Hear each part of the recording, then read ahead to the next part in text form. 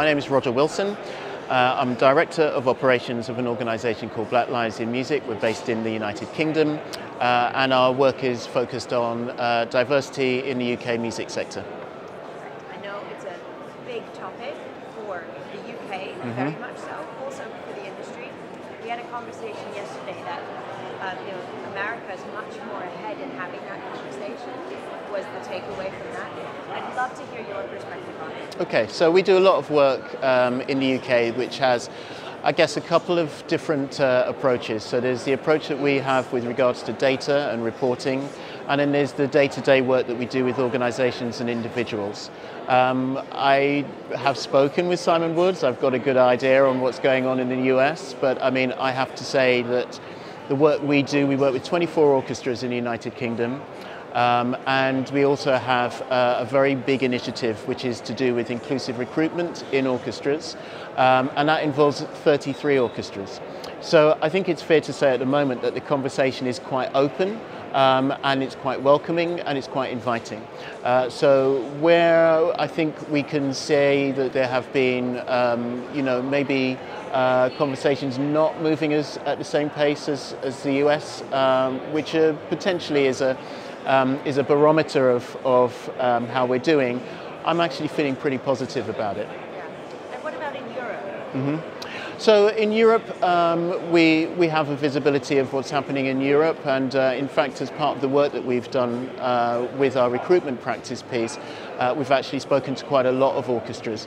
It's very interesting to see the discrepancy between what different orchestras are doing in different countries. I can say, for example, I've been very enthusiastic and excited by the work that's going on, particularly in Finland, for example, and the way that the work joins up with the union and the Association of British Orchestras there. So I think there are pockets of where we're seeing really good progress, but equally we're seeing issues where I guess privilege and a disconnect with the issues of underprivilege are causing a rate of speed that isn't as quick as we love to see. Can I ask you to unpack this idea of progress? What does it look like? What is progress? What is a success? Well, I think that's a really good question. What is progress? And I think one of the things that I'm always talking to organisations about is to identify what progress is. So we ask them to strategize that with an action plan which is smart. They're able to measure their progress, to be time-bound about their progress, to be realistic about their progress, and to have accountability. All of these things are really, really important. I think progress looks different depending where you are. Because, of course, I say we're from the United Kingdom, but we're actually based in London. We work right across the United Kingdom, but equally, when you're in London, where you have 50% diversity in the city, you have to expect a different level of progress to somewhere like the northeast of England, for example, where in terms of disability and race, there's a different challenge altogether. So we have to be realistic about what progress looks like in different aspects of our geographical makeup and understand that well and be able to accept that. We've also been having numerous conversations about reluctance to change, but also what that looks like in leadership. Do you feel that before you even get to that level, that the awareness is at least there, that has maybe made the work a little bit easier, or does it still feel like an uphill battle? Well, I think you need to define what awareness is, and when I say that, awareness, for example, I mean, I'm going to use hopefully a relatively tangential example here, but I can certainly think, going back in the day that many people in the UK had heard of Brexit, but it didn't really make any difference to them, and now it's here, they really understand what Brexit is.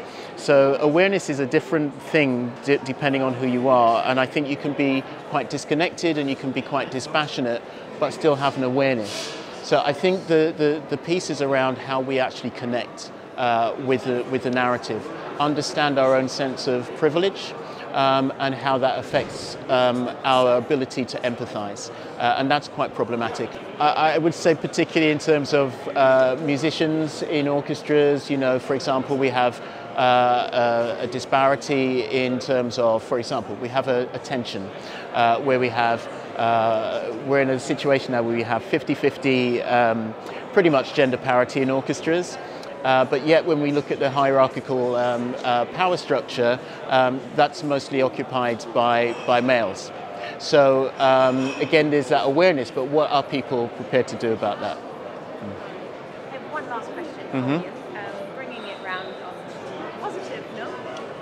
Is there a particular achievement that you're really proud of in the organization, or a milestone that you've hit recently, or anything that you think, yes, this keeps us going, this is the reason why we do it? Well, look, I mean, in terms of success, we're here. That's an amazing, you know, sort of barometer of progress as far as we're concerned. In terms of the work that we're doing, I think we're particularly proud with regards to our 10-point inclusive recruitment plan for orchestras. As I say, that's engaged 33 top-level professional ensembles and orchestras in the United Kingdom. We've got a bullying and sexual harassment piece that's out at the moment, which is really important. And also we've got a piece called Recruiting Classical, where we are working with global majority musicians. We've got already nearly 30 musicians now working with orchestras that would not have done previously. So these are all big ticket wins for us, and we're very proud. We're very proud to be working with the ensembles and organisations that we do too. Amazing. Well, thank you. Long may it continue. Thank you so much. Thank you.